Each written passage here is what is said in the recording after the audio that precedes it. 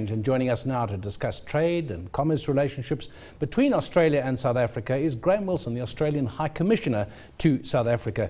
Graeme, a moment ago, welcome to you. Nazipa said, did Australia win the first test? And I said yes, and she said substantially, and the answer was yes, so you must be very pleased. What was it, 280 runs the margin?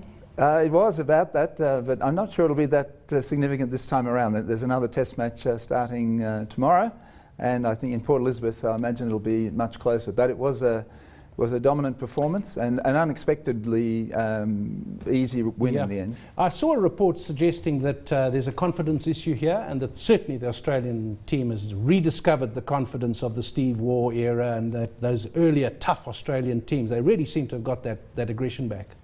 I think that's right. Over the last 7 or 8 months, and you started to see some signs of it in England, even though the results there didn't match that. But in Australia, the Ashes series, it was really a very dominant performance, and playing very aggressive and, as you say, quite sort of free type of cricket, where people were expressing themselves well, and there seemed to be a good sense of teamwork and discipline within the team. That's always very important, I think. In addition to individual performances, you've got to have everyone getting on well and playing for each other, and I think that showed through again in the first test here. It does also help to have a bowler like Mitchell Johnson, who was bowling at the top of his game and looking quite fearsome, and well supported by other bowlers, and our batsmen also did really well after a difficult start.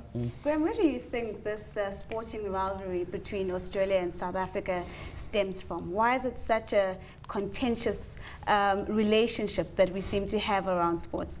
Well, I'd use the word contentious. There is that tremendous rivalry, but in addition, I think Australia and South Africa are probably the two most passionate sporting nations on earth, and I do a lot in support of sport here. I think it's a great way of building teamwork and of creating discipline, and actually building bridges between countries, and particularly in South Africa, where once upon a time it may have been a symbol of division, now it is a way to bring people together. So just in the last year that I have been here as High Commissioner, we've had sports teams coming through at all levels, not just the elite level, in a range of disciplines, women's sports, netball and hockey. We've had rugby league, Australian rules. There's 22,000 players of Australian rules here in South Africa, nearly all of them from the settlement township areas, and black South Africans, so that's tremendous. So I think while there is that real rivalry at the elite level, there's also a tremendous level of respect and a great commitment to sport, and people who see the value in it, and I think it's one of the things that actually brings us even closer together. Brings us together and occasionally pushes us apart, because we do like to beat you and we do not like losing to you more than anywhere else. I'm not quite sure why that is, but it is the case.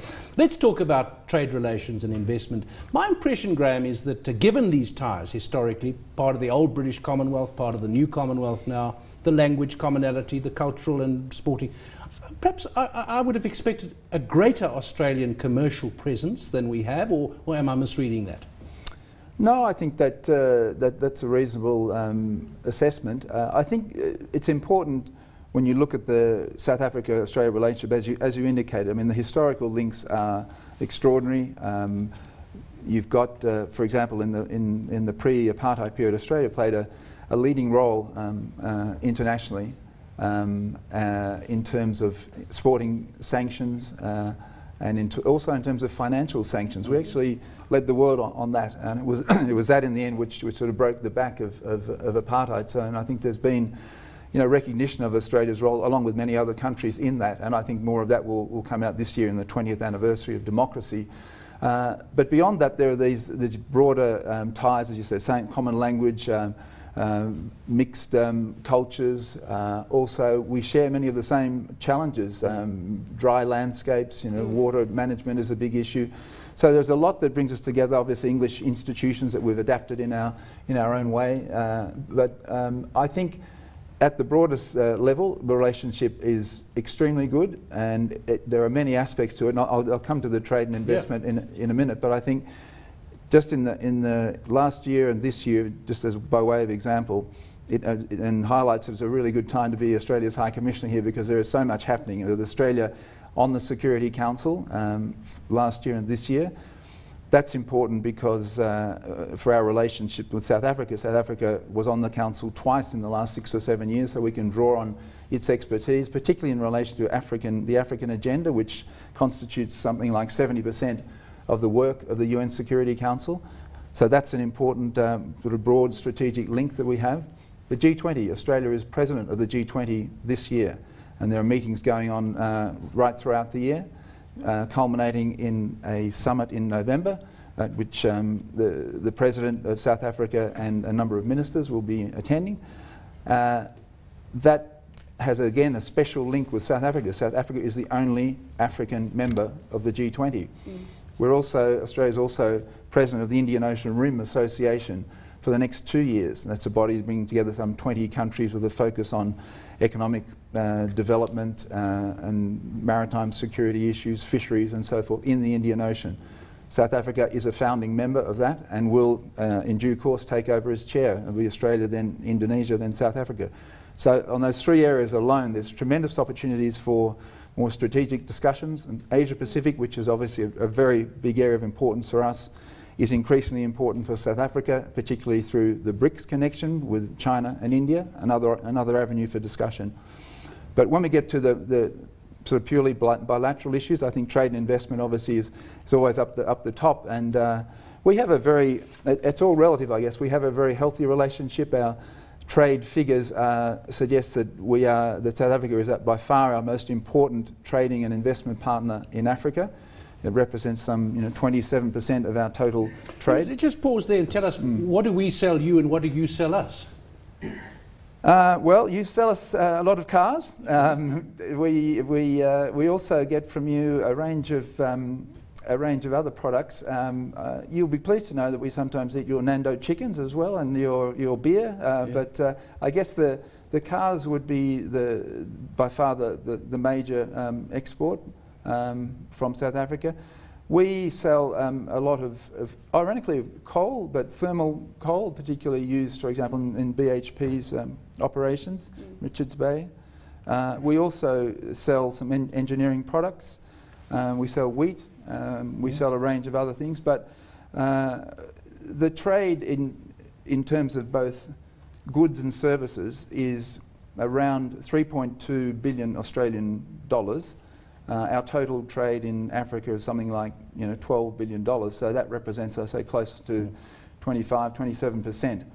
Investment two-way is about $5.2 billion, so roughly 50 billion rand, which again is significant. It could always be more.